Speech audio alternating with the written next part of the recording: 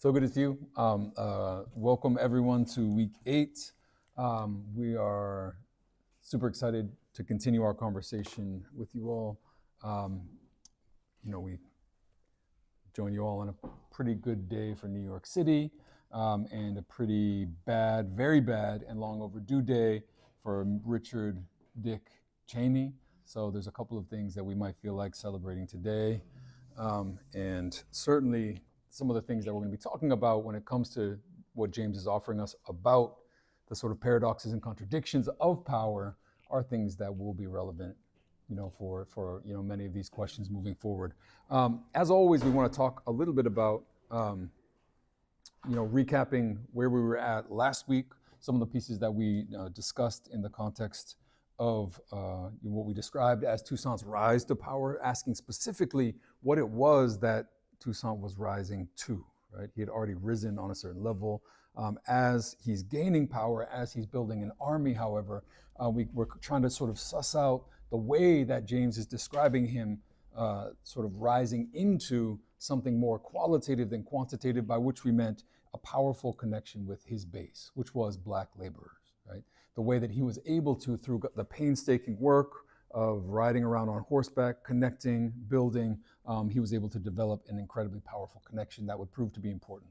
And if it's not obvious why we're kind of belaboring the point about his sort of development of a base, it will be incredibly obvious by the time we are finished.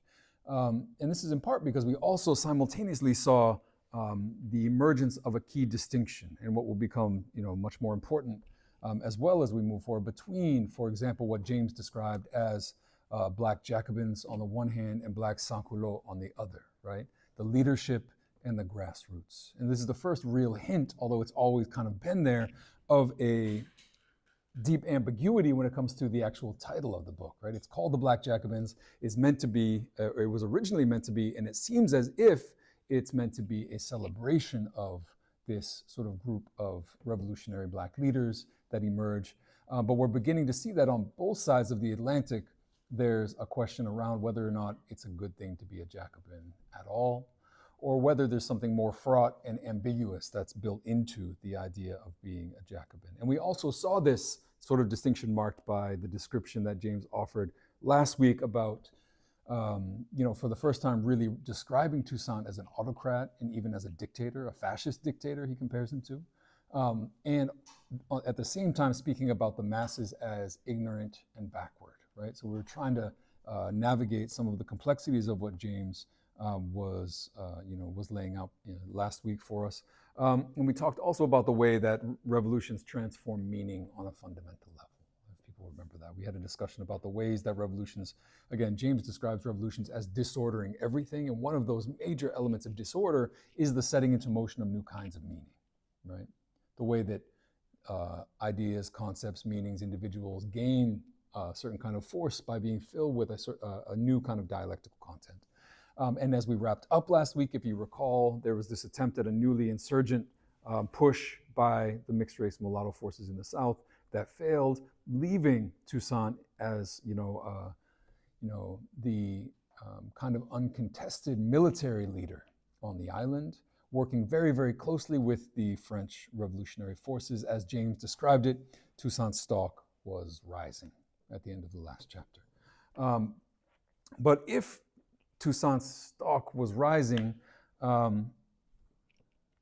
Robespierre's stock was tanking. We've already talked about this a little bit, but we need to talk a little bit about the why behind Robespierre's fall. I know I prompted you all to think about Robespierre's single and most important error when it comes to power. And again, this is a question that we will want to think a great deal about today. So if we flip over to page 177, we see James providing a bit of a gloss on the fall of Robespierre, right?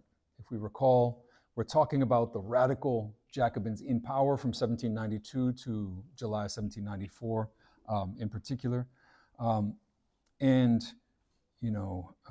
Here, the key category that we're going to be talking about is the question of terror, the terror, as it's often referred to in France, or the Great Terror, as it's referred to elsewhere, the Reign of Terror, during which the most radical Jacobins in power, those known as the Montagnards or the Mountain, under the leadership of Robespierre, held sway, and during which thousands fell under the guillotine's blade. And here, James is relatively sanguine, no pun intended, about what the terror meant.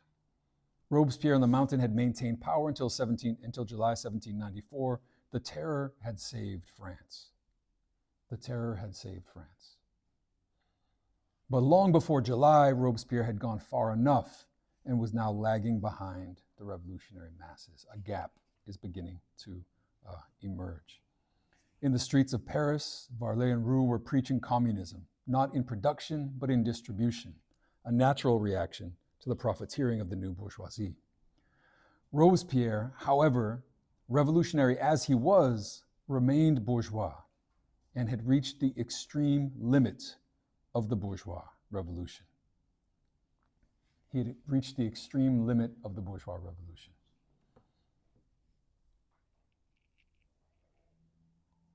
To which James immediately adds, he persecuted the workers. Far more working men than aristocrats perished in this phase of the terror.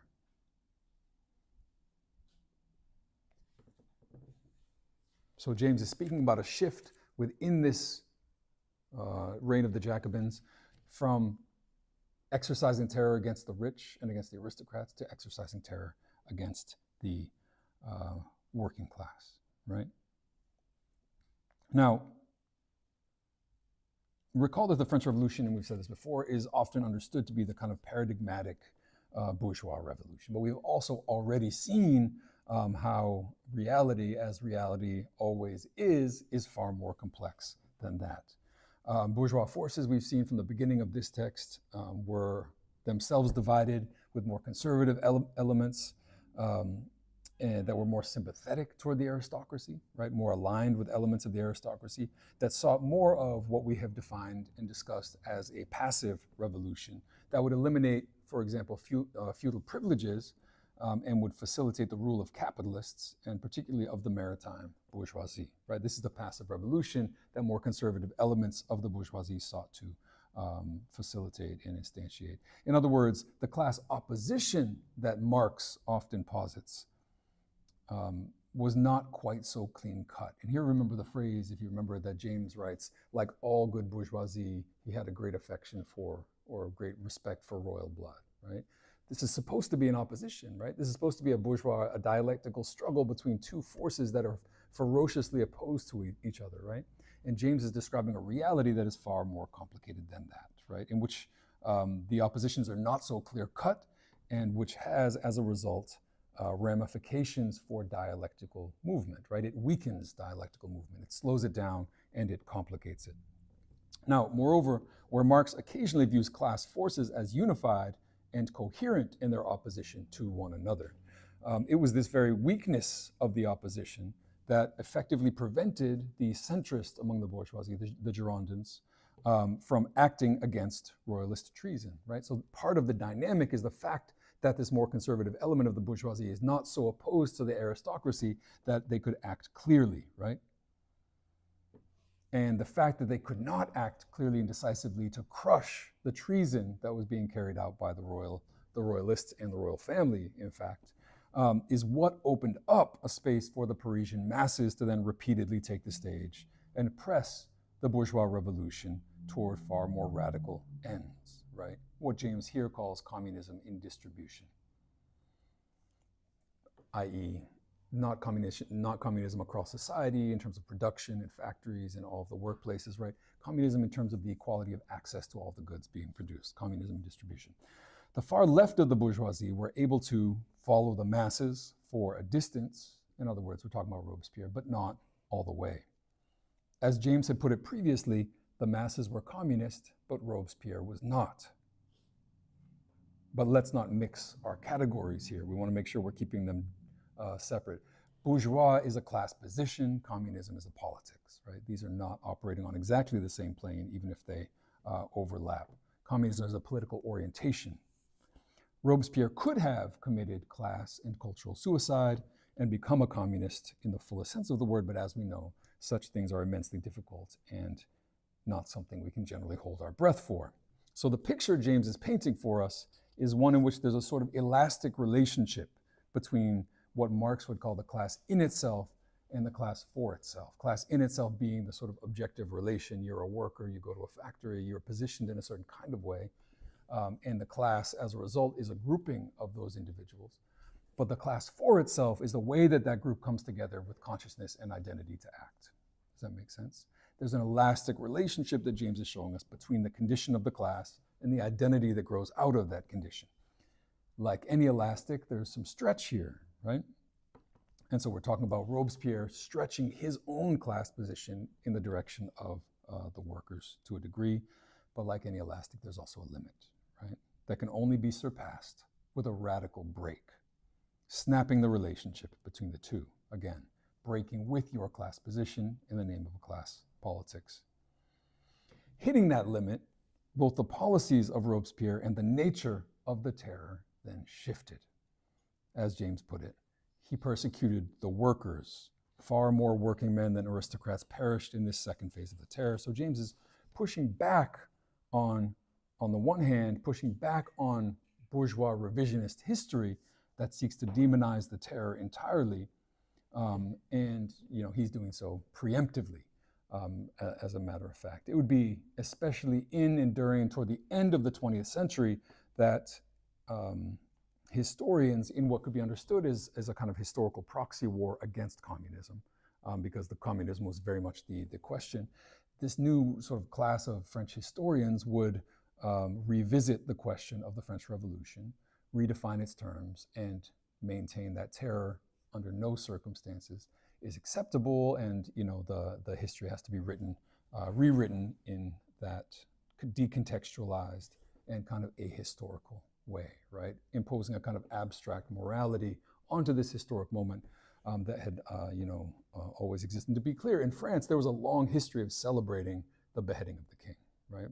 This was often celebrated. It was sort of part of festivals. It had a lot of symbolic trappings of it. There'd be this sort of lamb, I think it's a lamb head dinner, in which the lamb's head represented the head of the king, right? So it's something that was long celebrated. But in the 20th century, and again, particularly in the anti-communist, sort of historical movement that confronted the later period of the sort of Soviet regime, the idea of reconsidering the French Revolution became a way to attack communism and attack terror. And so François Furet, this very famous French historian, even refers to the Gulag and the French Revolution and the terror of the French Revolution as being identical, right? Having the same exact content.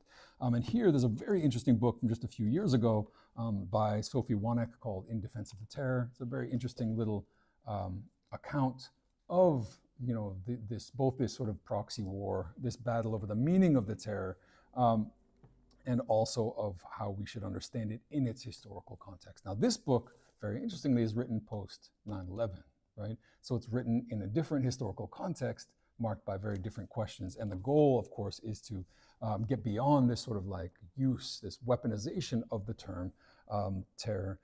And part of what Wanek argues very interestingly is that paradoxically, the terror in the French Revolution was a form of what she calls self-restraint.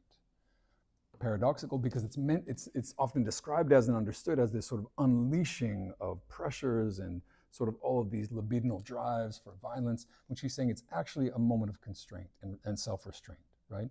And the form of the restraint was, summarized in a sort of quotation from the time of the revolution that refers to the need for the government in the directory to be terrible so that the people don't have to, right? It was an attempt to divide the people from the need to engage in terror, to do it on behalf of the state, and therefore separate the people from that act, to spare them the need to themselves engage in and be terrible. Now that separation, I think, is something that James would agree with, but as we're going to come to see over the next couple of weeks, that distinction between the terror being carried out at the highest levels of government, in other words, the Jacobins, the Jacobin terror, and the terror that happens at the grassroots on the level of the sans-culottes themselves engaging in direct repression of their enemies. That's something that James is not going to see as a good thing, right? He's not going to agree with Wanek in the sense that separation is something that spares the masses. The separation is going to be understood as something that actually becomes a marker of the disempowerment of the masses to themselves in a very direct way participate in this process. But James here is insisting that we understand the terror in the context of this broader struggle, which is definitely something that they agree on. And in that context, he's essentially arguing that there were two phases of the terror. The first terror, the terror that was directed against the aristocrats, the royals, the enemies of the revolution, was the terror that saved France. And the second was the turning of that violent apparatus and that structure against its own base, right? Against the grassroots. Far more working men died in that second phase of the terror. And all of this creates a situation in which Robespierre, when the right came for him, he had no one that he could call. Again on page 177. Robespierre, the revolutionary ardor which had inspired them since August 1792 was gone, killed by Robespierre himself. He seems to have been in constant fear of a split between the extreme revolutionism of Paris and the rest of the country, but he destroyed his own left wing and thereby sealed his own doom. He destroyed his left wing and thereby sealed his own doom. This, for James, who again is a radical Trotskyist, who is hyper-aware of the perils of state power, is a lesson and a warning for all radical leaders, past and present, right? The connection that Toussaint has established with his base in Haiti is something to be preserved at all costs. Robespierre, too, had come to power through the direct action of the masses, through their sort of multifaceted and multi-stage intervention into political life in Paris. And his government had been the closest that those masses ever were to power. Remember that James says they were not in power, but they were the closest they ever would be. But there was still a gap and a difference there, and to neglect that difference, to presume that you are in power by virtue, as a leader, to presume that you are in power by virtue of your own skills, your abilities, you were meant to be there, you earned that place in the political kind of apparatus, and much less to attack your own base is a fatal error, a suicidal one, and it was Robespierre's most consequential political mistake, according to James. As James writes, the tragedy is that the fall of Robespierre meant, in his words, opening the door to worse enemies. And these enemies were exactly who you would expect. Still on page 177. Robespierre's successors were the new officialdom, the financial speculators, the buyers of church property, all the new bourgeoisie. They were the enemies of royalty, yes, but they were determined to keep the masses in their place and willing to ally themselves with the old bourgeoisie and even some of the aristocracy.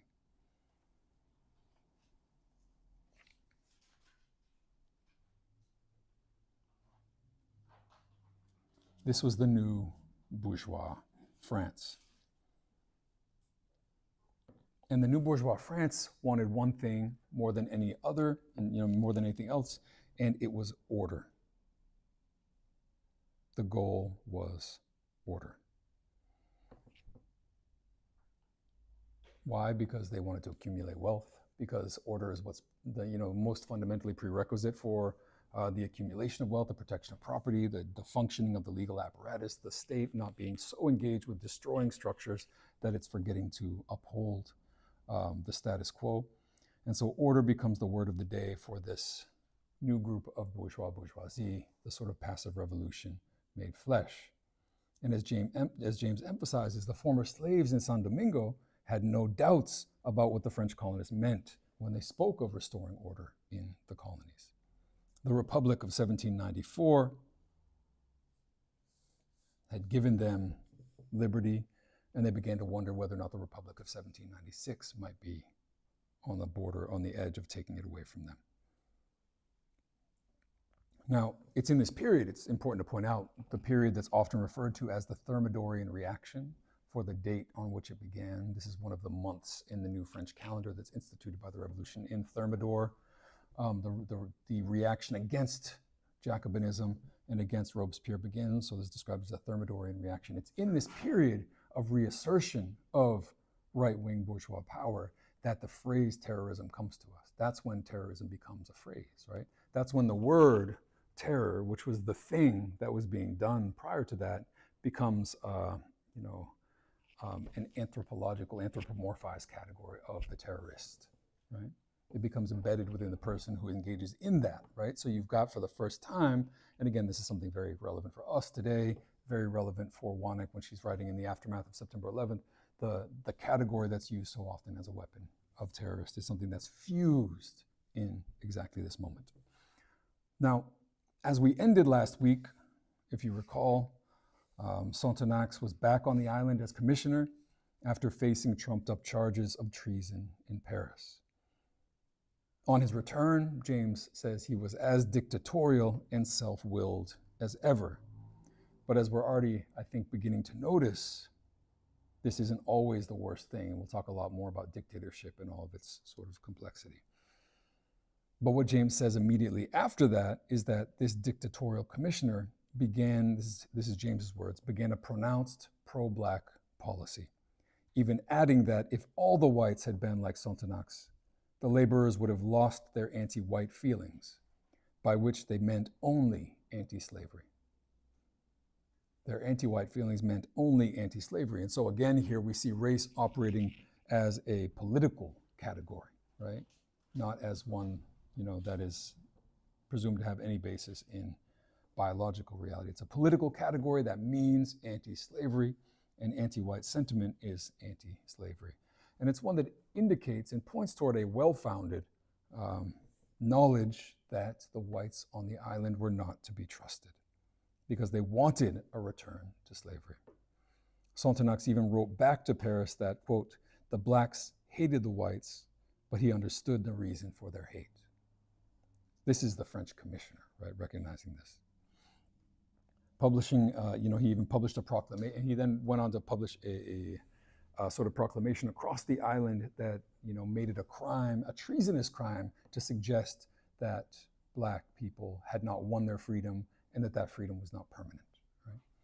So this is, this is the product of what James is calling a dictatorship in this context. At this point, Toussaint is the, most powerful person on the island, on the strength of his army in particular. But he was not up to this point trying to displace the French at all. He just, was trying to become the commander-in-chief of the military forces. And so James has all these conversations about different maneuverings that happen within this chapter. And the first that he discusses is the way that he sort of delicately, according to James, suggests that Laveaux, his previous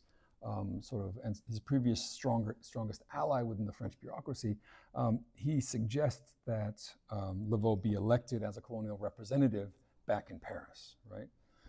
This would effectively send him back, but it would also send him back as a strong supporter of the black laborers on the island. And so it was a sort of win-win for Toussaint to push away someone who might be understood as his superior, but also to have them in a position of support. This was clearly a moment in which black laborers needed support in Paris. So strong was the need for that support, in fact, that Sonthonax himself was, who was, quote, portrayed in France as the executioner of the whites and disruptor of the colony, had also been elected as a representative to be sent back to France. But there was a sort of widespread outcry demanding that he stay on the island as the sort of protector of the black laborers. And he was, up to a certain point, even, there was even, you had Toussaint pleading with Sonthonax himself to remain on the island. James writes, the blacks, like horses, dogs, cats, and some wild animals, judged a man not by the color of his skin, but by the way he behaved. And Sonthonax's deeds and his merciless struggle against the old slave owners had made his name what James calls a talisman amongst the formerly enslaved. He was someone that they celebrated, embraced as one of their biggest supporters. In contrast, the balance of forces remains as it was in the previous chapter. Recall that the attempt by the mulatto forces to seize power failed. This put Toussaint in a better position in alliance with the French. And in this context, Rigaud's army in the south is still powerful, 6,000 strong. James describes it as rigidly hierarchical and an army of mixed race people in which the high levels of officialdom within the army are prohibited to both black and white, right? It is only mixed race people who are holding these positions, and this is the sort of hierarchical structure that James is describing. James says that in this context, Toussaint did not trust the whites, but he needed them since, and it's a very strange phrase, the blacks were so backward. But part of what he's saying is that the mixed race mulattoes had enough educated cadre to govern and to enforce the sort of strict labor codes that were necessary for the sort of redevelopment of the economy of the island. James is describing a conflict that's beginning to ensue between the French bureaucrats, Sonthonax on his return in particular, and Rigaud's forces in the south. If people read the details, it's kind of funny. The French negotiators get sent down. They behave in ways that are entirely inappropriate, including seducing Rigaud's own partner. This leads to a conflict that becomes an armed conflict. All of this was happening against Toussaint's advice because he knew that the French negotiators would not be able to successfully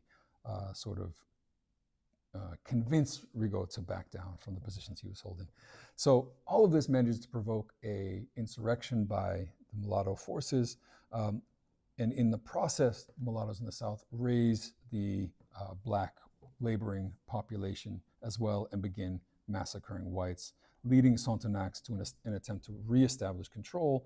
But the effect of all of this was an absolute breach between the mixed race mulattoes and the French, between the South as a sort of mulatto state and the sort of French government in the North. And Toussaint positions himself and ends up being positioned in between the two, right? The French order him to arrest Rigaud. He refuses, and therefore he becomes what James describes as the one man in San Domingo on whom everything hinged.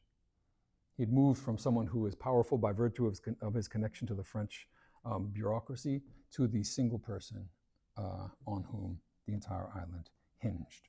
I'll take a couple of questions in a minute, but I just want to say maybe one more thing first, and that way folks in the chat can begin to think about their questions. For his part, Sonthonax, this dictatorial commissioner, was a ferocious enemy of the old planting class. He, again, in France, they saw him as the destroyer of the white population. He was demonized on this basis. But he'd also, and was also working, in his view, to restore the colony. And this is a question that we've seen raised in previous chapters. In this context, it meant production, right? The goal was to get the colony producing again. In his economic policies, therefore, Sonthonax emphasized labor, but he opposed what he understood as coercion. We know the distinction between labor under a sort of capitalist system and coercion is a false distinction. We know that there's coercion built into the process of labor. We know that this is fundamentally exploitative labor. And we'll talk more about the way that that question plays out in a minute. But here it meant something very specific, which is that wages were to be paid and physical violence was to be prohibited. And alongside this restarting of the process of labor, Sonthonax established schools across the island for all, right, for formerly enslaved people. He elevated the literacy level of the population, and in general, again, was seen as supporting the overall well-being of the black laboring class, despite the fact that we're talking about a context of restarting plantation agriculture with all the contradictions that that means. And in this context, James emphasizes the role that black generals themselves played. They themselves essentially were overseeing these plantations. He said something like Dessalines had a dozen or so plantations under his sort of purview, all of which is to enforce an increase in production that then could support the expansion of the power of the state. A share went to the workers, but a share also was going to these black generals. And there are, again, very, very problematic ways in which James describes the narrative around this productivism. We've seen the gap between Toussaint and the sort of non-French speaking African-born slave population. And here again, James is recounting, I don't know if people caught this piece, recounting some of the slogans to encourage production that were being spread at the time. And he describes one that compares the so-called, I forget exactly where it is, the so-called coast Negro of Africa to the sort of ostensibly more civilized and productive worker of San Domingo, right? So really leaning on this contradictory, racialized, but also civilizational hierarchical view of the way that production needed to be reproduced, in this period. I want to, before I get into sort of the main question that then unfolds in the second half of the chapter, I wanted to open up for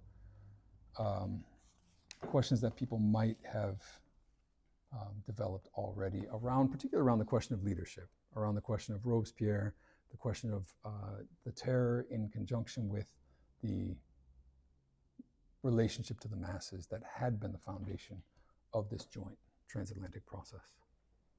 Do people have any questions yet?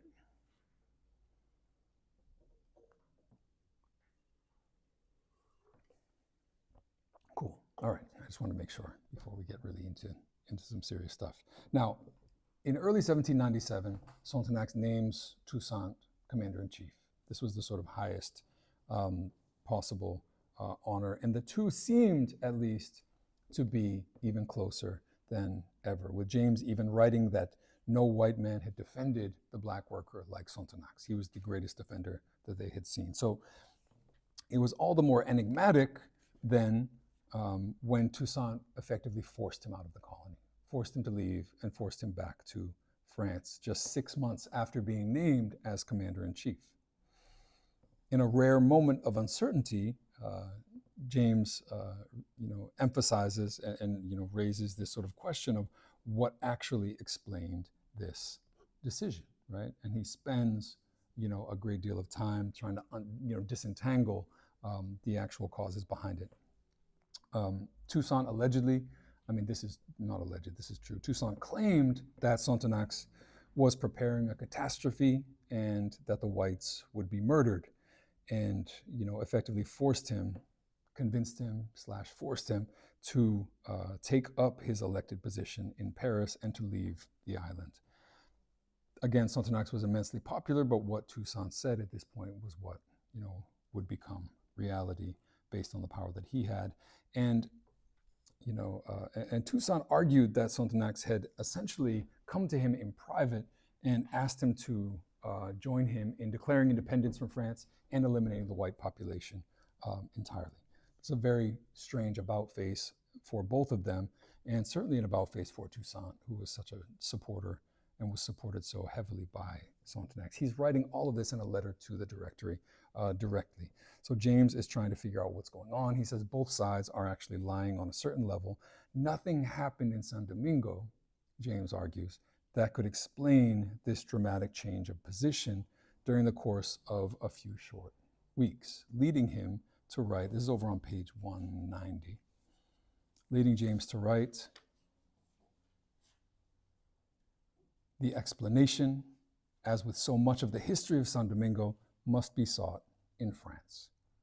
What was happening there changed Toussaint's views, and with them the course of the Black Revolution." Again, incredibly enigmatic. So what on earth is going on in France that might have changed the course of the Black Revolution by virtue of shifting Toussaint's position? Among other things, what's happening in France is a conspiracy led by a revolutionary named Gracchus Babeuf. Often described as a so-called proto-communist or even the first revolutionary communist, Babeuf was a radical Jacobin who was nevertheless able to break with the central shibboleth of the bourgeois revolution, namely the idea that equality on a political level is good enough on its own, right? Political equality, equal rights, and the idea that this political equality is even possible in the absence of a broader economic or social equality. This break with what was most bourgeois about the bourgeois revolution came more than a half a century before Marx, in fact. Right? We're talking about 1795, 1796. But the insight of Babeuf and others wasn't magic, and it didn't simply come out of nowhere. The downfall of Robespierre in 1794, this period of the Thermidorian reaction that followed, coincided with an economic crisis, right? In which the government sought to respond in part by lifting price controls on food that was being distributed within the city of Paris. This is in February 1796. In response to this, Babeuf and his inner circle, which would come to be known as the conspiracy of equals, argued publicly for not only a return to the radical constitution of 1793, but also argued for what they called and understood as absolute equality. Not formal equality, by which I mean political equality under the law, equality of rights on paper, real, concrete equality in practice, right? This is what they wrote in their manifesto of equals. Ever since civilized society existed, the best prerogative of man has always been recognized with no argument, but never once come into actual life. Equality has never been anything more than the fine-sounding letter of the law, a dead letter. We demand nothing less than our birthright to live or die as equals. We want real equality or death, not only as it is written out in the Declaration of the Rights of Man and the Citizen, but right here among us, here under our roofs. We will do anything to win it, right? This is the conspiracy of equals writing in their manifesto. The French Revolution for them was a first and partial step. The final and most absolute equality, which of course is communism, was to be accomplished through the full collectivization of land and the means of production. In other words, their goal now in 1796 was to move beyond what James had described as the communism of distribution into the communism of production, right? The communization of society as a whole. The full collectivization of the land and the means of production, right? Now, communism of distribution was a sort of anchor in practice in the sense that people were protesting against the government because the government was threatening the price controls that helped them afford the food they needed. So they were protesting around questions of distribution, and this is what is being leveraged by these sort of early communist agitators to make the claim for something closer to communism of production, again, 50 years before Marx. In other words, Babeuf and his co-conspirators were uniquely able to see beyond the word to the thing, right? To see that the thing, in other words, equality, in fact required different words and far more radical transformation of society. And they made this leap, and this is what's interesting to me, through the same or at least a very similar form of and process of revolutionary contagion as we saw occurring on the other side of the Atlantic. They're different for a couple of reasons. One, because on the side of San Domingo and enslaved people, the question was freedom, right? Freedom on paper versus real concrete freedom in practice. Versus what Babeuf and others talk about, equality being a real thing versus equality on paper, right?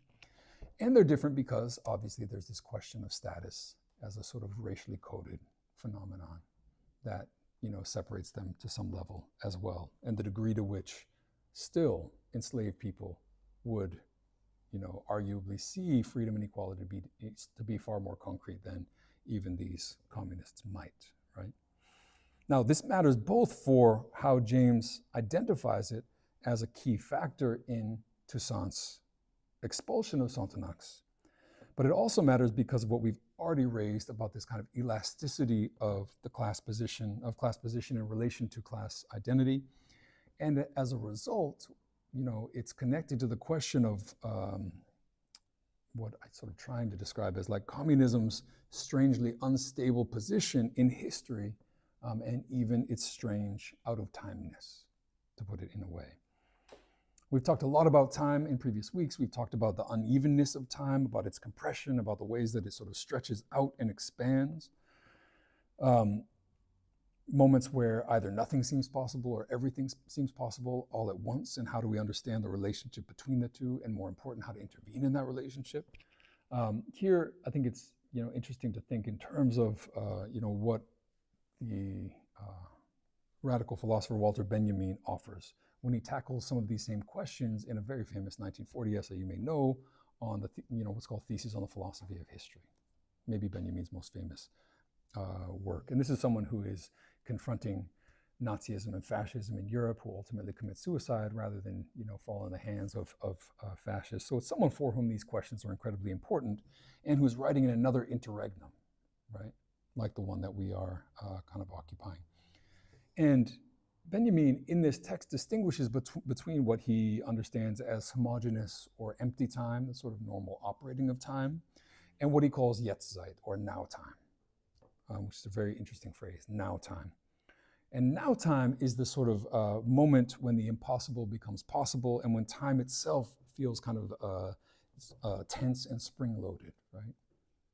There's pressure building up. It's a moment of dialectical rupture in which something, again, that seemed impossible was suddenly possible. Now, in this sense, to be out of time could mean two things that seem very different, but ultimately, I think, are deeply related. To be out of time could mean the idea that time is running out, as we say when we're out of time, or has run out.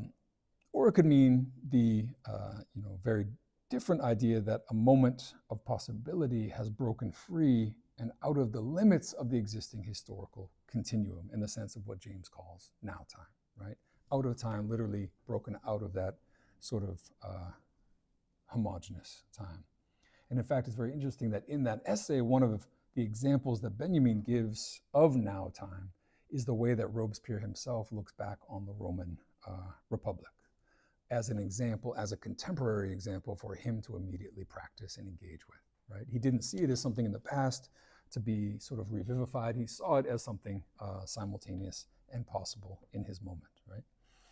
Now, James, I think, like many third world Marxists, is destabilizing historical progress in a different way than Walter Benjamin is. It shares a lot, but it's still a kind of different, there are some different parameters that are worth mentioning.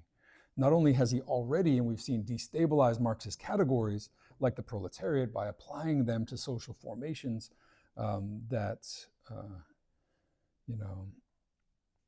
existed in San Domingo in ways that long predated even the modern proletariat, the so-called modern proletariat in France, right? When he says enslaved people were proletarian, and they were more proletarian than the proletarians in France, right? He's destabilizing and flipping our conception and understanding of the historical development of economic classes. But he also shows, more importantly, and he could have done more to do this, but it's definitely there, he shows the ways in which communism already existed, right? Long before Marx began to enunciate it, long before Babeuf and others began to describe it and struggle for it, right? Communism existed in maroon communities and other forms of collective structure, that it had many different forms that existed in various and widely distributed places across the globe, pre-capitalist and maroon kinds of societies. And also here that it was taking form and gaining traction in an uneven way in the process, the ostensibly bourgeois process that's happening in Paris, right? The shift from communism of distribution to, just 2 years later, the enunciation of communism in production as a goal to be fought and struggled for, right? It's emerging. And this is something that then, of course, has huge implications for Marx himself. And finally, that it's doing so and it's developing because of the concrete demands of the poorest members of Parisian society. Again, it didn't come out of nowhere. It came out of struggles over survival and the demands being put on the state. Communism, in other words, is always already there, waiting for the now time of its actualization. But this, 1796, was not one of those times. And with radical sectors weakened and a young soldier named Napoleon Bonaparte actually himself playing a role in attacking radical agitators in Paris, the conspiracy of equals failed miserably in Paris. And this is what James is really getting to, right? The conspiracy failed miserably, and the bourgeoisie was able to restabilize itself. As James puts it, the revolution in France was dead.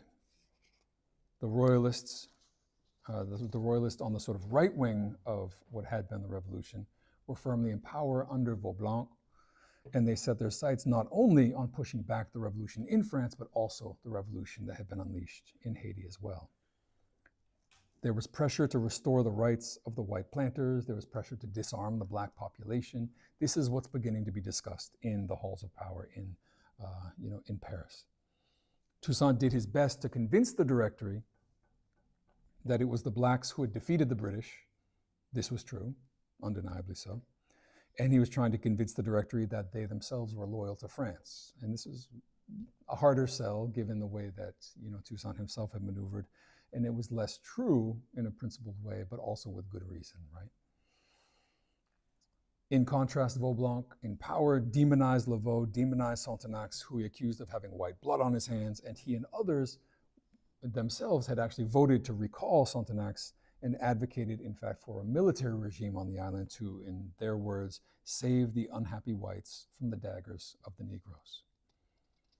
It was in this context of right-wing reaction in France that Sonthonax, who could tell which way the winds were blowing, might have, according to James, might have in desperation turned to Toussaint and argued for the massacre of all the whites and the Declaration of Independence from France. And learning of Sonthonax's recall by the Directory, the fact that he was already being targeted and being attacked,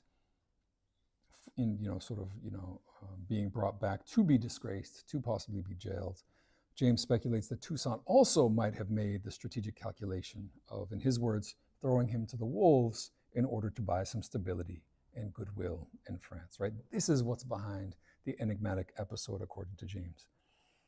Regardless, however, the effect was exactly the opposite, and it led to a situation of mutual suspicion. On the one hand, the Directory now believes that Toussaint is sort of set on declaring independence from France, having put himself into the sort of a position of absolute power. And Toussaint is beginning to be suspicious that the Directory secretly wants to reimpose slavery. According to James, this is not the case yet, but James also says, who knows what happens with the next Directory. And on a certain level, he says, Toussaint's calculation was correct, right? In part because reaction came fast and furious.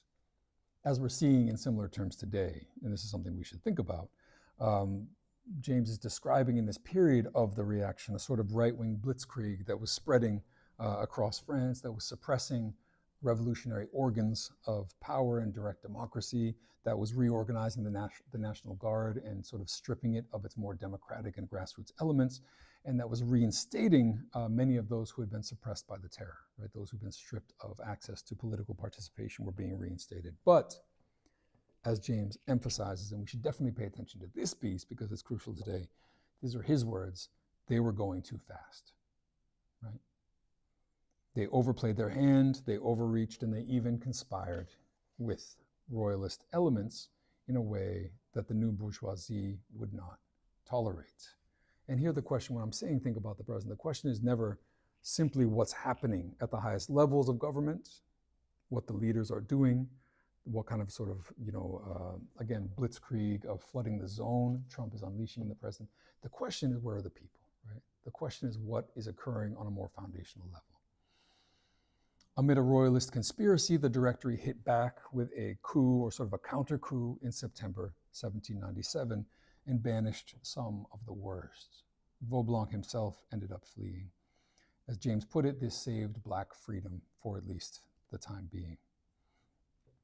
But unaware of the counter coup, unaware of Vaublanc's flight, Toussaint nevertheless sent a letter to the Directory denouncing not the government in France, but what he insisted was the counter-revolutionary plotting of the planters on the island. But while Toussaint, this is over toward the end of the chapter, while Toussaint declares his loyalty to France in no uncertain terms, he also declares on page 195 that it is his oath in that of his countrymen, in his words, quote, to bury ourselves under the ruins of a country revived by liberty, rather than suffer the return of slavery. To bury ourselves rather than suffer the return. This is 2/3 of the way down, page 195.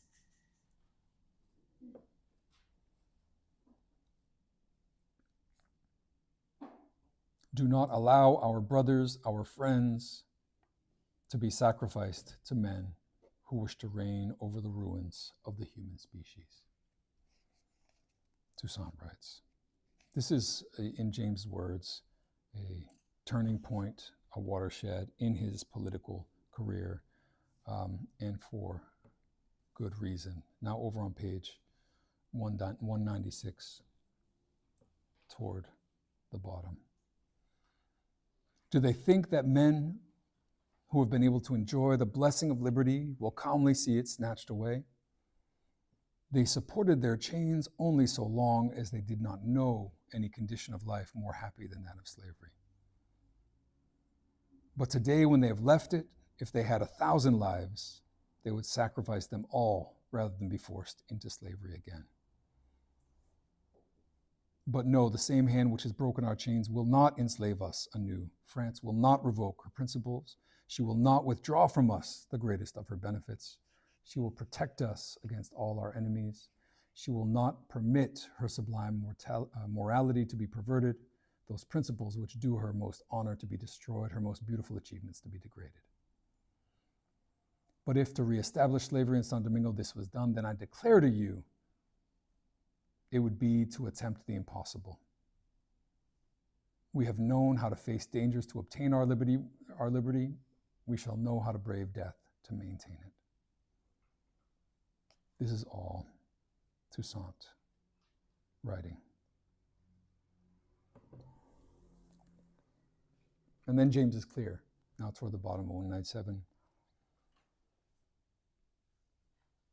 Pericles on democracy, Paine on the rights of man, the Declaration of Independence, the Communist Manifesto. These are some of the political documents which, whatever the wisdom or weakness of their analysis, have moved men and will always move them. For the writers, some in spite of themselves, strike chords and awaken aspirations that sleep in the hearts of the majority in every age. But, and here's a very important but Pericles, Tom Paine, Jefferson, Marx, and Engels were men of liberal education, formed in a tradition of ethics, philosophy, and history. Toussaint was a slave not 6 years out of slavery, bearing alone the unaccustomed burden of war and government, dictating his thoughts in the crude words of a broken dialect, written and rewritten by his secretaries until their devotion and his will had hammered them into an adequate shape. He incarnated the determination of his people never to be slaves again. Now here, if it wasn't already obvious, and the but shouldn't be understood as a pivot away from this piece, but James is situating Toussaint on a universal terrain, right? Not only as a leader of slaves or a great black revolutionary, which he definitely was, but as something more unqualified, as a leader of all, as a great leader universally understood in the broadest sense of the term. And again, the language that James uses shouldn't fool us here in the final paragraph of the chapter 198.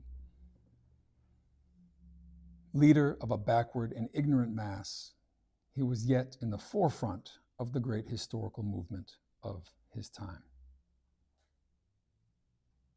And it wasn't he alone who was at the forefront. The blacks were taking their part in the destruction of European feudalism begun by the French Revolution. And liberty and equality, the slogans of the revolution, meant far more to them than to any Frenchman. That was why, in the hour of danger, Toussaint, uninstructed as he was, could find the language and accent of Diderot, Rousseau, and Raynal, of Mirabeau, Robespierre, and Danton. And there's another but, there's another sort of pivot in the way that he's laying out this sort of narrative. Because he adds, and in one respect, he excelled them all. For even these masters of the spoken and written word, owing to the class complications of their society, too often had to pause, to hesitate, to qualify. Toussaint could defend the freedom of the blacks without reservation. And this gave to his declaration a strength and single-mindedness rare in the great documents of the time. The French bourgeoisie could not understand it. Rivers of blood were to flow before they understood that, elevated as was his tone, Toussaint had written neither bombast nor rhetoric, but the simple and sober truth. That's a lot. What was that truth, right? It was that there was no going back, and that this wasn't simply a question of degrees of freedom, but of qualitative shifts between different kinds of life. That freedom from slavery was not a question of shades or nuance, but it was straightforwardly in either or, black or white. And thinking in terms of what he's already said about Robespierre in this chapter, right? If Robespierre had reached his limit and retreated, right, he hit the limits of what a bourgeois revolution could reach and pull back from the sort of precipice. Toussaint, at least for the moment, and specifically on the question of abolition, could commit himself to that struggle in a limitless way. There was nothing preventing Toussaint from 100% embracing this struggle. Now, again, there are several moves here. One, first and foremost, what Toussaint is saying is, I am loyal to France, but we will fight for our freedom if you put us in a situation where slavery is threatened to return, right? There's no going back on that piece, right? Second, the way that James is laying out this narrative around the letter that Toussaint sends to the director. He's saying this is a letter on par with the most universal of manifestos that we have ever read, first. Second, he does this as a slave, not 6 years out of slavery, right? And third, and most importantly, he excels and exceeds the accomplishments of these other texts. Why? Because it meant something to him that it could not have meant for the other masters of the language, right? Those who hesitate, those who prevaricate, those who could not go all the way. Because they are themselves products of contradictory class positions and locations within their own society and struggles, right? In this instance, Toussaint has no contradiction around the question of slavery, at least. Cool. What kind of questions do folks have?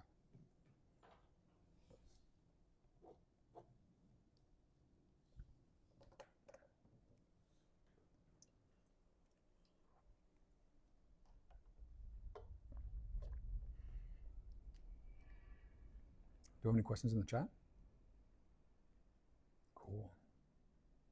What do y'all have?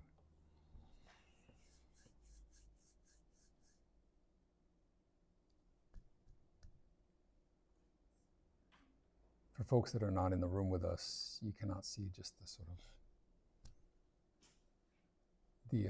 the avoidance of eye contact, but also the sort of glazed over look. It's a lot to respond to. We gotta let it cook for a second, but here comes a question.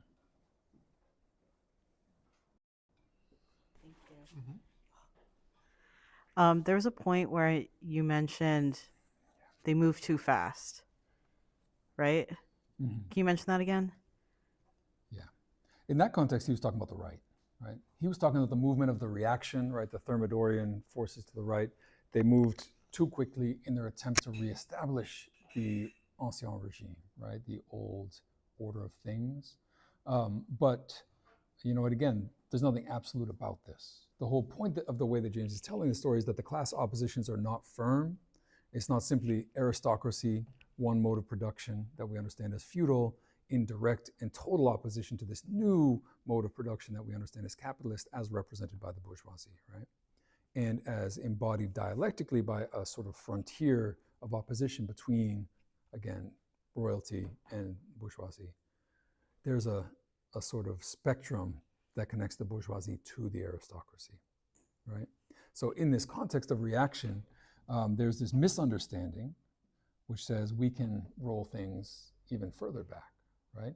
We can conspire with royalists. We can talk about possibly bringing, the royal, reestablishing a monarchy maybe, about reinstituting privileges of the aristocracy that had been displaced. That was too far, and it was too far for the center of the bourgeoisie to tolerate, essentially. What they wanted was a proper bourgeois revolution, which meant keeping the masses out of politics, keeping the privileges and the property for themselves. Again, we've sort of described that in terms of like a passive revolution. Passive only in the sense that we understand that there was the opportunity for something far, far more radical, right? And that they sought not a restoration, but a halting of the process. And again, this happens in many revolutionary processes. There's always a tiger being unleashed. There's always a sector in the middle that's trying to stop the struggle before it gets out of hand. What else? The chat in reference to the comment on or the words on 197. It makes me curious to know more about his secretaries. Do we know much or if anything about them? Yes, we do. I mean, I can't fully reproduce who he's speaking of, right? So the question is about the Toussaint secretaries, right? Toussaint is not, himself, he was relatively well educated for an enslaved person, but that didn't mean he was someone who could easily sit down, write a speech, deliver it, or write the words, right, that had been, repeated here. But he was someone, and James is trying to sort of emphasize this process, right? He says, written and, let's see, where does he start it? Dictating his thoughts in the crude words of a broken dialect, written and rewritten by his secretaries, until their devotion and his will had hammered them into adequate shape, right? It's a very complex process. It's not him providing a basic idea to his secretaries that then is being written into a letter that he, for example, doesn't understand. He knows exactly what's being written. He's able to judge its quality, and he's able to sort of give it his sort of stamp of approval, right? But we are talking about a situation in which he is drawing upon the skills of, what are, sometimes mixed race sort of secretaries, sometimes white secretaries, radical white secretaries, who play major roles in the Haitian Revolution in terms of writing some of the most revolutionary documents. And this is something that will move forward under Dessalines as well.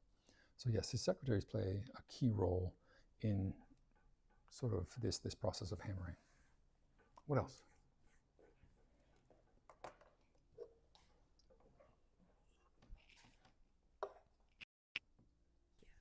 This is probably a pretty straightforward question, but just trying to piece all these different things together. Like at some point in previous, I guess my general question is like, where are a lot of like the white slave owners and like the small whites physically? Like I know at some point previously, a lot of them like left the island. I remember there was like a boat they all got on. Then there's like mentioned here that the population of white people has really decreased. Is that because of like they've been murdered, violence, bloodshed, or they like have left? This advocacy that the white slave owners are doing is solely happening in France at this point. Like they're not kind of making those efforts in Haiti anymore. Just have questions around those pieces. Yeah, no, it's a great question. So first and foremost, James is pushing back on the idea, and he previously pushed back on it in, remember that passage where he says this was the end of white San Domingo, right? And he's trying to say it wasn't a massacre. It was a flight. It was the fact that they got on boats and left under pressure from the mobilized population. They did so semi-voluntarily. They did so because they refused to accept a new kind of political order. Where were they? Everywhere, right? But particularly in the U.S. They were in New Orleans very heavily, right? There was a huge emigration to New Orleans, which was for the moment French, right? But again, one of the main measures and metrics of the power of this slave revolution was that it forced the Louisiana Purchase, right? It forced France to sell, the entirety of Louisiana territory to the U.S. That was the result of this struggle, right? And it would happen a few years later. So many are in New Orleans. Someone was in our abolition school session last night. Ant was talking about something which I haven't sort of verified yet, but he was saying that he had just been told that Girard College in Philly was founded. The founder had accumulated his wealth by essentially helping Haitian landowners and slave owners to escape, or offering to help them escape. And then if they died, in the process, he kept the wealth that they had been sort of sending him, right? So I'd be very curious to sort of like think about that little like local piece of history when it comes to the establishment of Girard College here in Philly. But you had this exodus, right, of planters. Some people were killed, true. But there was definitely an exodus of, as we always see, of people who want to try to maintain their privilege. The same thing happens in the US South.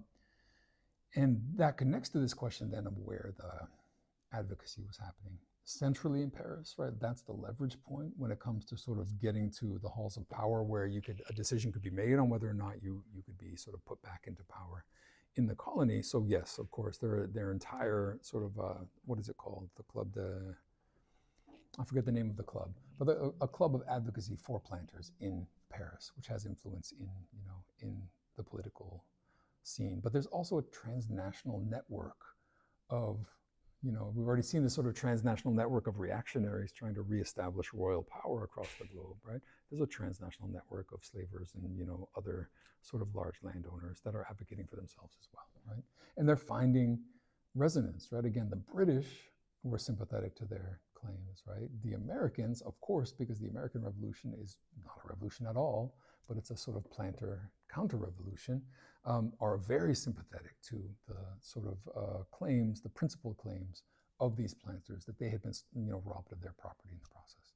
So you've got all of this sort of international sort of pressure campaign, and it gains traction during the moment of reaction, right? Again, these are right-wing royalists who come to power in 1794. They don't take much convincing when it comes to trying to reinstitute, a sense of order.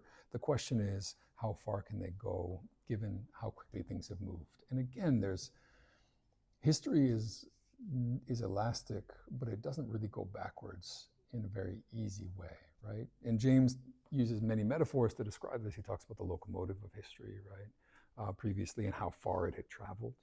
He talks about moments in which, again, formerly enslaved people are fighting in an army as equals, and he's saying there's no going back from this, right? You don't get, the genie doesn't get put back into the box once you've experienced that kind of freedom. So it doesn't go back as easily, but that's the goal, right? Just like it's the goal of the planters in the US South, to ultimately reestablish that kind of power. Yeah.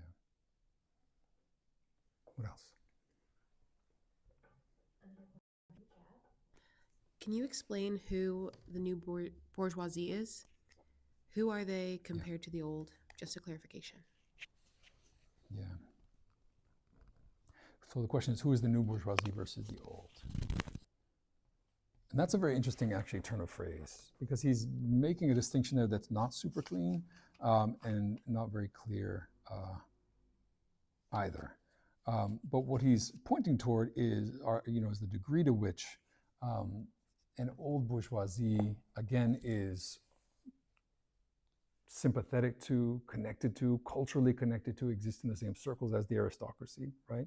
And a new bourgeoisie, again, nouveau riche, new money that has accumulated that wealth through, in this case, mostly shipping, port activities grounded in the primitive accumulation of the slave system, right? The distinction being that you've got people who have a bunch of money and no privilege, and this is the classic Marxist distinction, and people who have these sort of this hangover of privilege and who don't have much money, right? And right in between the two would be this sort of old bourgeois sector. You could think also in terms of things like, as Marx describes the emergence of the capitalist system, he talks about this process of formal subsumption versus real subsumption. And this is kind of a category that might help you understand the ways in which existing bourgeoisie, when capitalism emerges, then become part of this system. A new bourgeoisie is a bourgeoisie that emerges as part of this system, right? That operates in a different way, more industrial, more directly and fully subsumed into the processes of capital, again, without these connections to the old system that's sort of declining. The point being, though, that they have different political orientations, right? The old bourgeoisie is more sympathetic to the aristocracy. The new bourgeoisie is more sort of intransigent in its demand for power. Again, this is the classic Marxist account.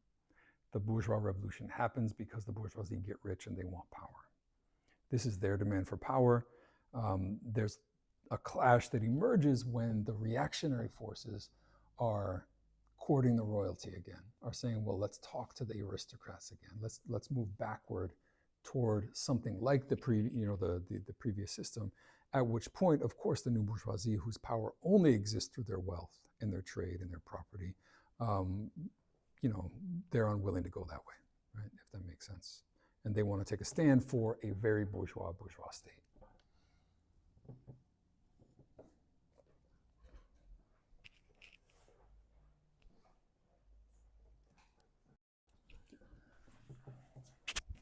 Hey, thinking about elasticity and so thinking about elasticity for Robespierre in terms of like class identifications, but I think it's also like a really helpful term to think through and track like the pressures that move history here. So it seems like James is saying, you pointed to like James pointing to Toussaint on this universal level of a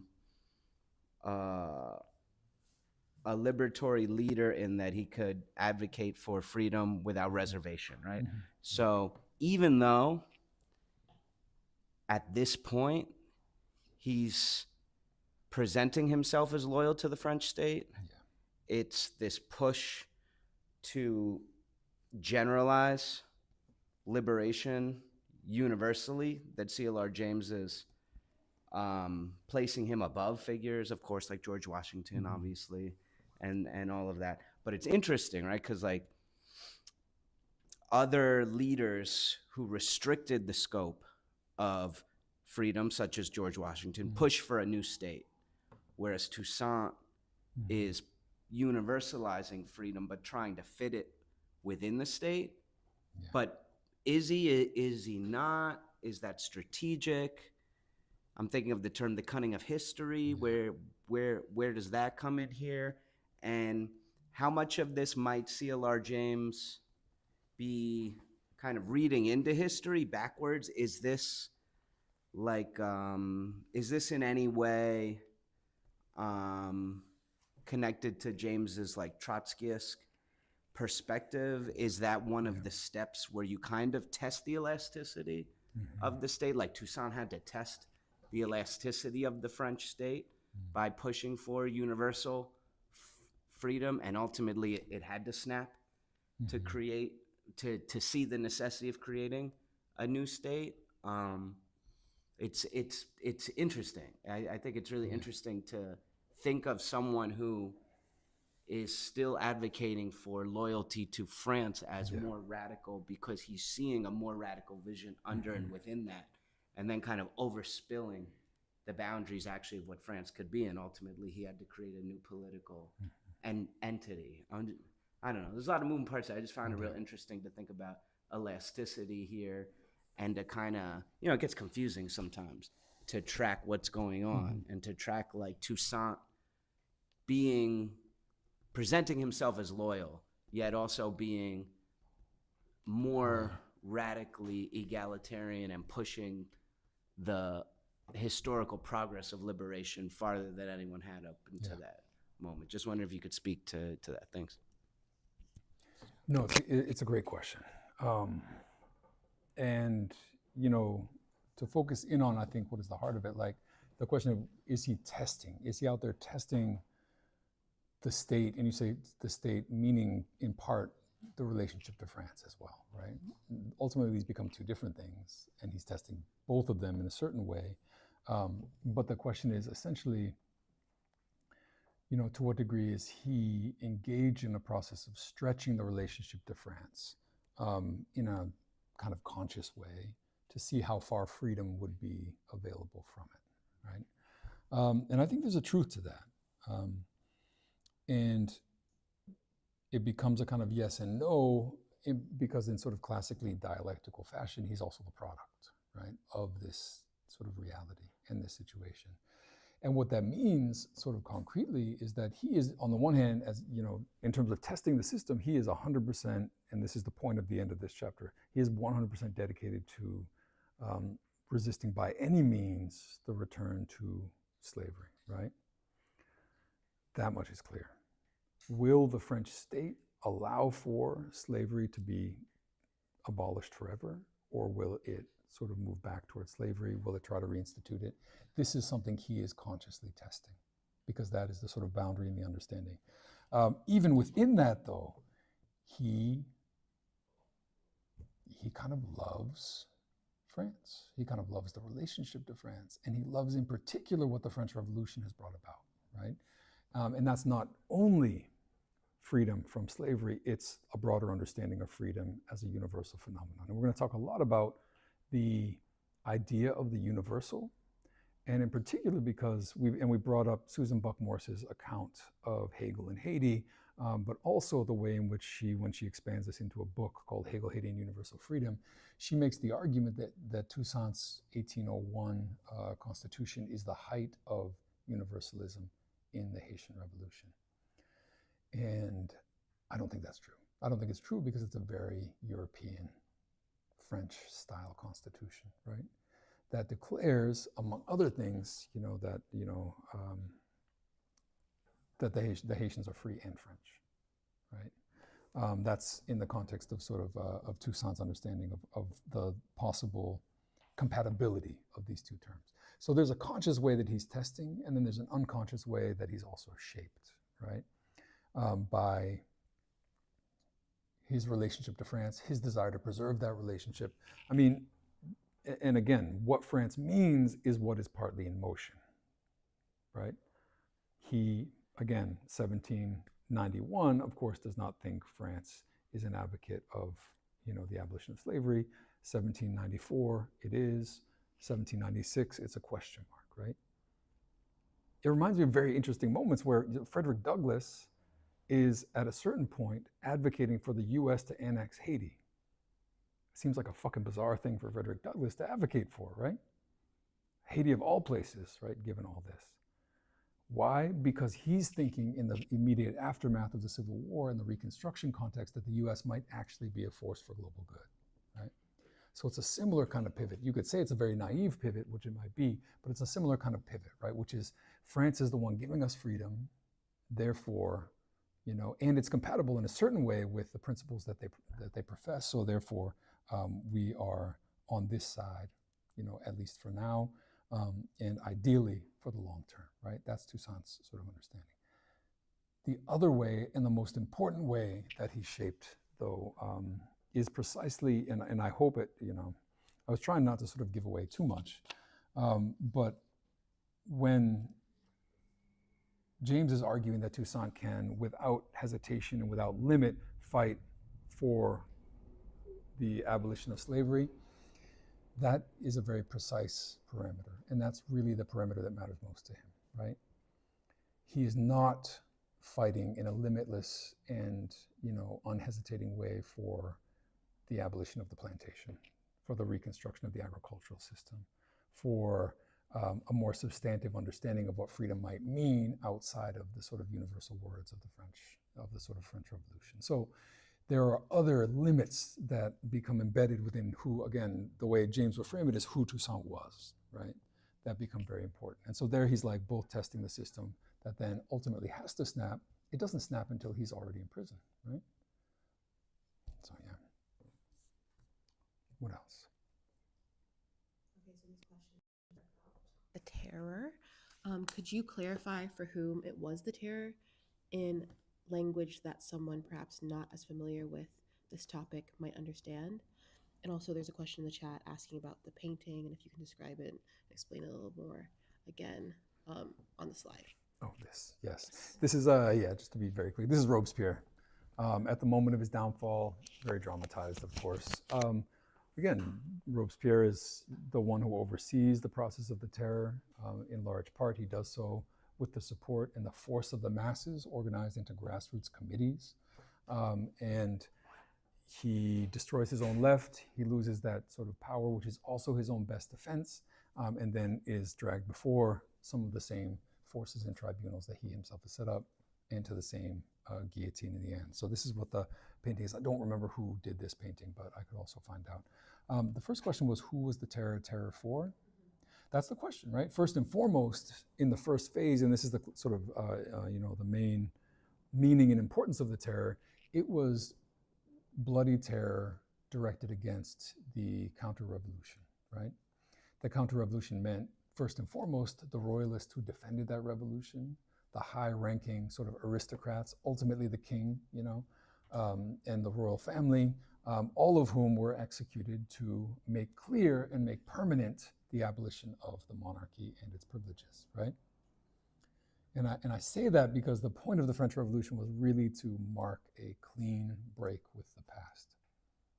This is part of what's built into the sort of ideology of the terror that scares liberals so much, right? Which is the fact that, for people that know about the French Revolution, part of what, the sort of temporal structure of it was, this is a new regime. We're starting with year zero, right? It's a sort of very carte blanche redrawing and sort of rebuilding of society from the ground up. Abolition, for people that maybe don't know, churches were sort of torn down. Religious entire religious orders were executed or excommunicated, or sort of expelled. The power of the church was dismantled entirely. The calendar and the structure of time was rewritten and restructured, because this was meant to be a brand new, rational form of society. Again, the now time of it that Benjamin is mentioning is that it's also drawing on the sort of Roman Republic as one of the examples for it, right? But the point precisely is to mark that, right? And you don't mark that unless you're actually killing the people, right? It's a clear line that has to be drawn in the sand. It also has some practical purposes, right? Those people cannot still conspire to overthrow the revolution. The September massacres, very famous turning point in the revolutionary process, were precisely because these foreign armies of reactionaries were invading, and the threat was that they would come release these people from prison, and then they would all be fighting as one force, right? So it was a very practical thing as well. And we know perfectly well from 20th century revolutions that revolutions tend to do better when the enemies are not just hanging around, right? Cuba has the virtue of being an island, for example. The fact that many thousands of enemies of the revolution left actually made it a lot easier for the government to engage in what would be seen as a kind of consolidated form of power, versus something like contemporary Venezuela, where many of the enemies did not leave, right? And were sort of infiltrating and undermining the process, and still to this day are. So that's what the terror was meant to be, right? It was meant to be an elimination, a total elimination of the reactionary forces, allowing for a new sort of society to be built, a wholly, totally, completely new society. That's inspiring. It's also incredibly troubling, right? And I don't mean because of the violence.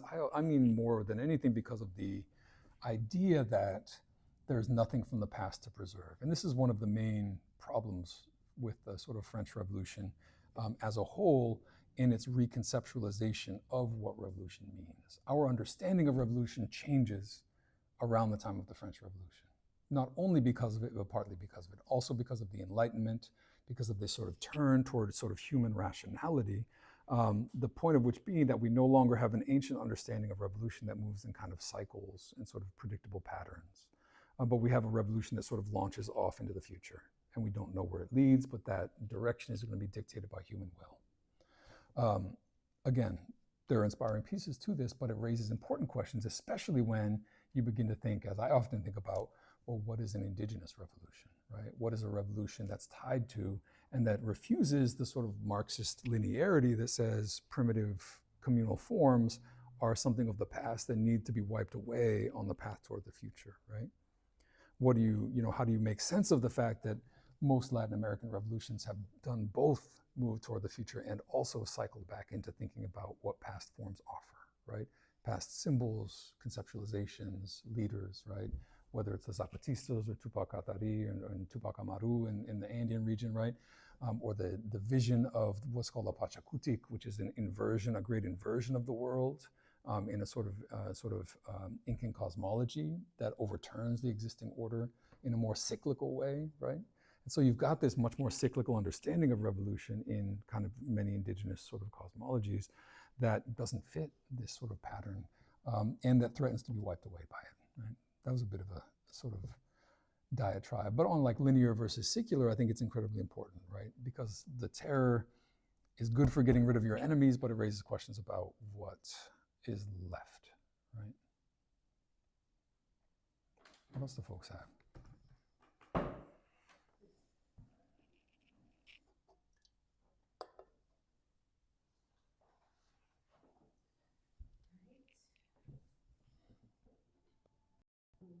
We've got to Toussaint. Is liberty just the abolition of slavery, or does he articulate a broader vision of social and economic equality, similar to the idea promoted by W.E.B and the conspiracy of equals? Okay. That's really the key question, right? Is liberty for Toussaint just liberty from slavery, or is it a more substantial form and substantive form of liberty and equality? This is really what the rest of the book is going to be about in some ways, right? And so I don't want to say too much, but one of the main limitations of Toussaint as a leader, and it's bound up with this question of the degree to which he himself was shaped by an affection for the French Revolution. One of the great limitations is how limited his understanding of what that revolution would look like, was, right? We've already seen parts of this, right? The militarization of agriculture on the old plantation model showed, at the very least, that he was willing to sacrifice a key demand of those engaged in struggle, which was the dismantling of the plantation, right? That's at best, right? That he was willing to sacrifice that in strategic, in the name of sort of strategic accumulation of resources for the revolution. But at worst, and probably more likely, is the fact that he, like many in this moment, did not fully understand the fact that, as Babeuf had sort of begun to recognize, you can't have political equality without some kind of economic equality, or that it's not worth having, right? You can't have it because the economic will undermine the political, but the degree to which a formal equality is enough is clearly not something borne out by Toussaint's base, right? And I don't want to act like he's stupid or anything, but it's kind of very literally true that as capitalism is emerging, people are beginning to develop, an understanding and a critique of its effects, right? If that makes sense. And those emerge over time. Namely, the fact that the emergence of individual rights is seen as something that's very important and then is leveraged for, say, the abolition of slavery, right? In Haiti, but also in the US. In the US, many abolitionists were pro-capitalist, right? Or at the very least, they had a kind of benign understanding of capitalism. When you read, and so one of Marx's main criticisms of Hegel is that he's writing around this time, and he himself does not understand that capitalism creates contradictions that then need to be abolished, right? Hegel is writing in his philosophy of right in a way as if capitalism as an economic system could actually provide the basis for establishing a universal society by providing a means of exchange and a means of sort of like connecting wealth between individuals. Marx comes along and says, you're not seeing what capitalism actually does, right? What capitalism actually does is reproduces a new and different and far more powerful material contradiction that needs to be overcome if you want to build any kind of universal society, right? So that's all to say that Toussaint isn't necessarily an outlier for possibly not seeing the limitations on the sort of economic level. But at the same time, there are many around him who, at the very least, in their actions know that that's not the goal, right? Simply the abolition of slavery. There are workers on the plantations that are being militarized who are basically going on strike because they don't want to participate in this anymore, right? And part of the disconnect is, I don't want to call it class disconnect, but there's something like a class disconnect built into it that, when we've talked about the sort of fragmentation and the differences within the sort of, ostensibly unified population that is Black slaves, right? Between those born in the colony versus those born in Africa, between those that speak French and those that don't, between those who think in terms of collective forms of maroon and other, collective society and those that don't, right? These are very big differences, and the leaders of the insurrection and then the leaders of the state were often those who were more inclined to build a society on the kind of European form, right? To reproduce that society, to reproduce an imperial structure, to declare themselves emperor, to build a big state, to force their population to labor so that they could build all of the trappings and monuments associated with a big and successful state, right? These are the contradictions I think that we're going to see and they, emerging, and they have everything to do with this question of what liberty actually meant for Toussaint. And again, I encourage people to pay attention to the question of Toussaint's constitution in 1801 and about how it understands freedom versus the sort of concrete and material freedom that others are putting forward. Cool. Oh, we got one more in the room. I like you didn't have any questions at first. I was just like, I've been thinking, and I was thinking this while I was reading the chapter as well, that's named after the white slave owners again. But I felt like while I was reading it, there wasn't as much focus on them in terms of like explicitly where they were, what they were doing. It was still a lot about Toussaint and what a lot of the movements were.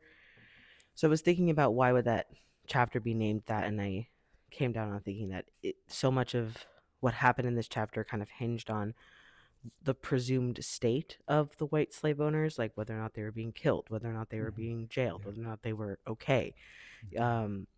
And then I just got to thinking about how much rhetoric was playing a role in this, especially in France.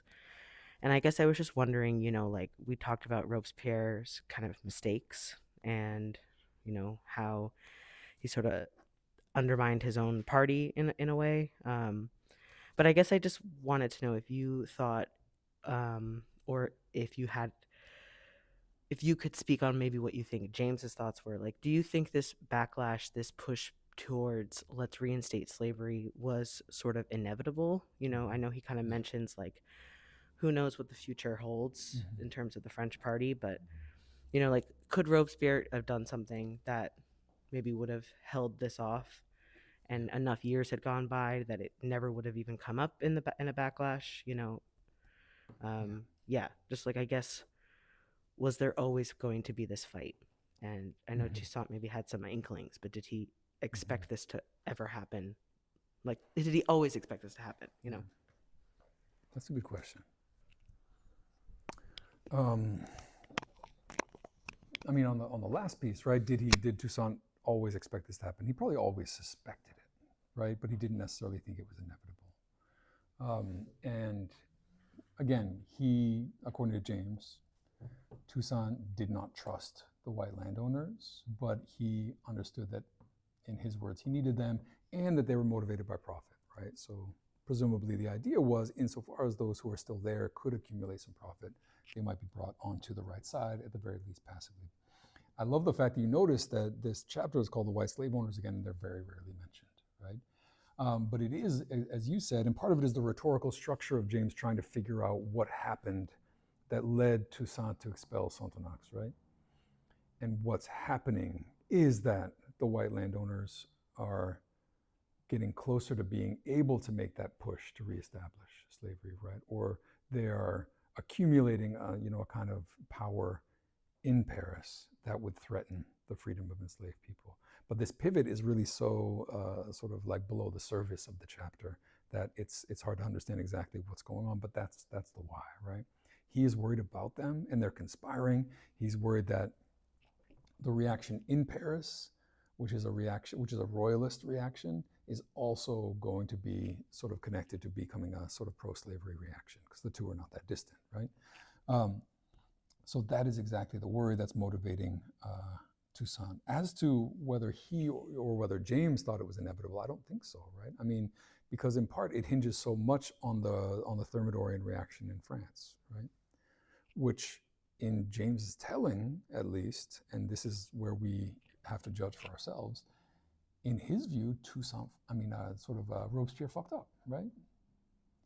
In his view, the terror was necessary at a certain point, and then it was turned against his own base. it was turned against his base because he was getting paranoid, because he was very concerned about, different elements getting too far out of control. Also slightly, the moment where it becomes slightly inevitable is this question of him reaching the limits of his class, sort of, his ability to sort of accommodate what the masses were demanding in terms of communism. But there are a million ways to balance that, right? Like he could have instituted small reforms that then would have made the grassroots happy and kept them on his side and maintained this sort of powerful relationship. He certainly had the power over the means of violence to sort of control it and move it in certain, in the ways he saw strategic. So he definitely sees Robespierre as fucking it up, right? And that fuck up that destroys his own base, that gets his own head chopped off, then opens the floodgates of reaction in Paris, and that threatens the return to slavery, right? So there's nothing really inevitable, right? And for James, there's very little that's actually inevitable. This is a far more contingent history of struggle, power, conflict, much less of principle, but even here principles sort of have, a certain amount of weight. So yeah, I think it's very much a question of, and here what James is trying to identify is lessons for himself and for the world from this struggle, right? Again, this was the book that I use as a model to write about Venezuela because the lessons are incredibly important, right? Where are the moments of mass intervention in Venezuela, 1989, 2002, right? How do they impact and sort of rebound off of structures of government and shape the way that those structures of government can be taken over and sort of taken advantage of? And to what degree is the fundamental question, which it is for James, how to maintain a powerful and tight connection between the masses and the leadership, right? If you lose that connection, you've lost everything. And for James, that is something that needs to be constantly sort of cared for. In the next couple of chapters, we're really going to see how Toussaint makes the same mistake, right? Robespierre, in this sense, is a sort of premonition of the very, very same mistakes that Toussaint's going to make. He's mentioned the gap, again, the gap between autocrat and base, between Jacobin and Sans-Culotte, but that gap is just going to be there, right? Where you have a state, where you have an institutional structure, there's going to be a gap between what's called the constituted power of the state and the constituent power of the masses, right? The question is not whether that gap gets eliminated, which it doesn't. The question is, how do you maintain and establish a kind of relationship that's ongoing between them, right? That's going to be what we see. We're going to begin to see the way and the parameters of this mistake emerging. And what that looks like is, again, in the context of this chapter, that Toussaint is also subject to a kind of elastic relationship. He can stretch further than Robespierre because he's not white French bourgeois, right? He has a more direct connection to enslavability as a condition, but he also has a limit to how far he's able to stretch for whatever reason. So that's something we're going to see kind of unfolding over the next couple of weeks.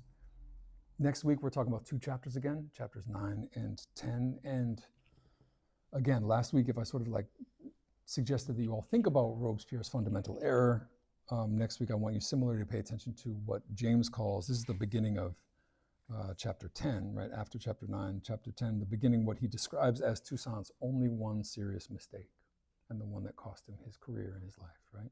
So the question being, of course, what was Toussaint's only one serious mistake? I'll give you a hint. James says at the beginning of chapter 10, Toussaint made only one serious mistake, and then he does not go on to tell you what it is. So you're going to have to figure it out. You're going to have to dig through the text and find the answer over the course of dozens of pages. But we'll get to that next week with week 9. Thank you all so much.